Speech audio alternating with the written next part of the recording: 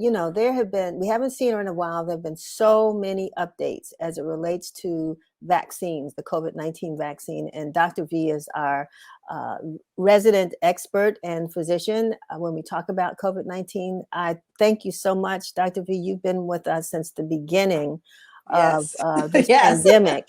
And, we really do depend on you for information that helps our community. So we want to talk first about General Colin Powell, who's the nation's first Black Secretary of State, who died last week of COVID-19. He was 84 years old.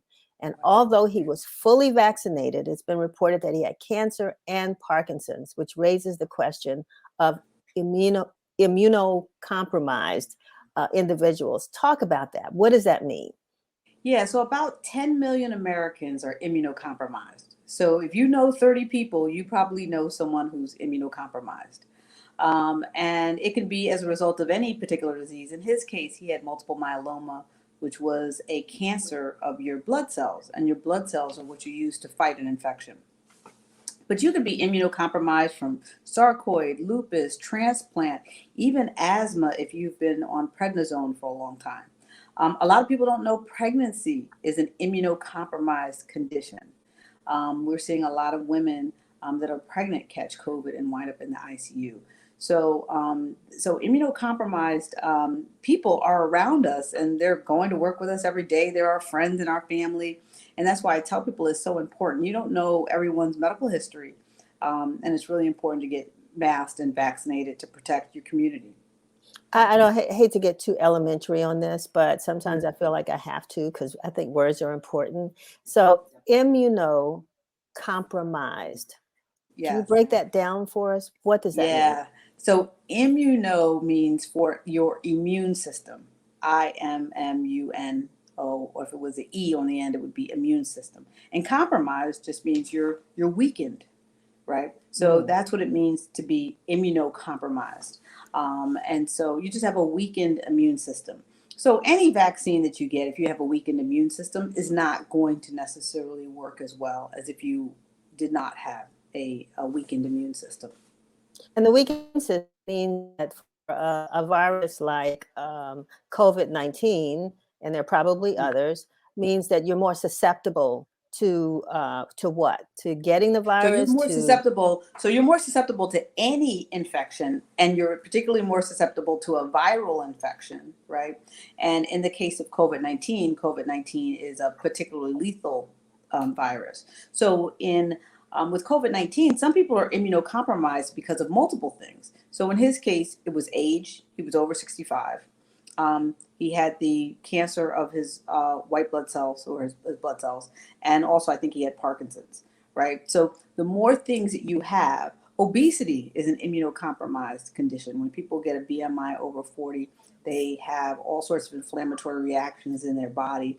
And obesity also is something that makes you immunocompromised. So there's a lot of different things, and it layers on top of each other if you have 2 or 3 reasons to be immunocompromised. so even diabetics, for example, as well. Diabetics and hypertension less so, but Okay. they don't do as well. Mhm. So immunocompromised is usually like sarcoid, lupus, transplant patient, rheumatoid arthritis, any sort of cancer on any sort of chemotherapeutic agent that lowers your immune system, and also on any sort of prednisone and pregnancy. I get it. Okay. Yeah. All right. And then so for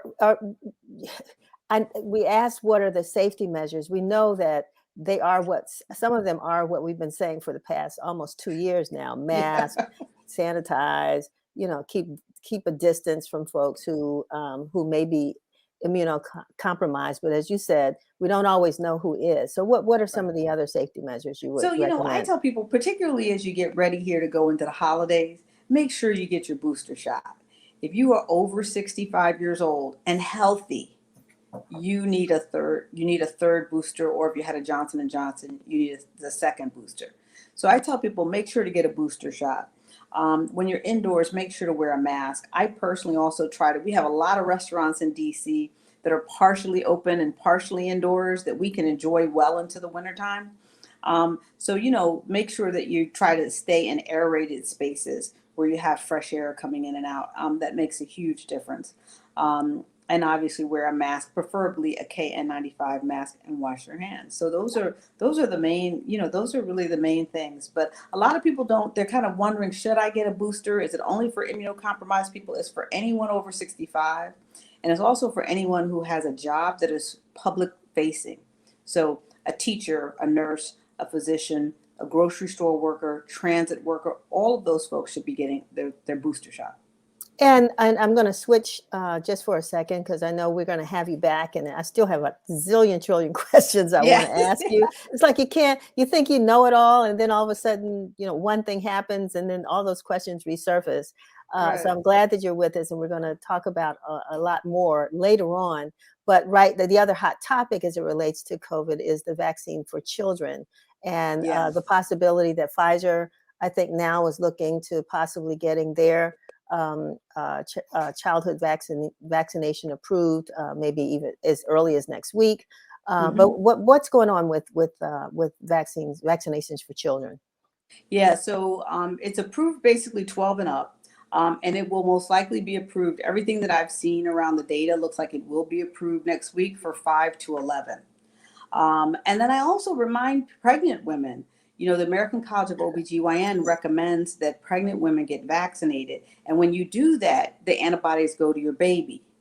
And newborns have very poor outcomes like elderly people. So it's very important to get vaccinated as a pregnant woman so that therefore you give those antibodies to your newborn, and your newborn has some protection until they reach the age of 5. Fantastic. Yeah. And so one of the I think I mentioned to you other questions that I asked is that but you corrected me that there may be a lot of parents who are actually fearful, and maybe Hmm. they're not, of getting their children vaccinated. Um, Share your response to me as it relates to that. Yeah, I think it's really important. You want your kids to be able to, really get back to their normal life, and vaccination is really the only way. I have seen kids and young people. I've pronounced someone dead as young as 40 from COVID-19. So I have seen kids and young people get very sick from COVID. I have not seen anybody get very sick from the vaccine. We've given the vaccine now worldwide to over 2 billion with a B people. And so I just remind people that, what's really more dangerous is the disease. Wow. Dr. V, thank you. Thank you so You're much for welcome. being with us. Thank you for sharing this information. If you have any questions for Dr. V, you can send them to us at news@washingtoninformer.com, and give a shout out to your program, Dr. V. Yeah, it's askdrv.us. That's the website. You can feel free to contact me there, reach out if you have any questions. I've been doing some stuff for companies and their subscribers, and just making sure that people are well aware on all issues related to their healthcare and how they can be better empowered. Wonderful. Thank you. Fantastic. And hopefully we'll You're see welcome. you next week or soon thereafter. Absolutely. All right. All right. Thanks. Thanks a lot. Okay.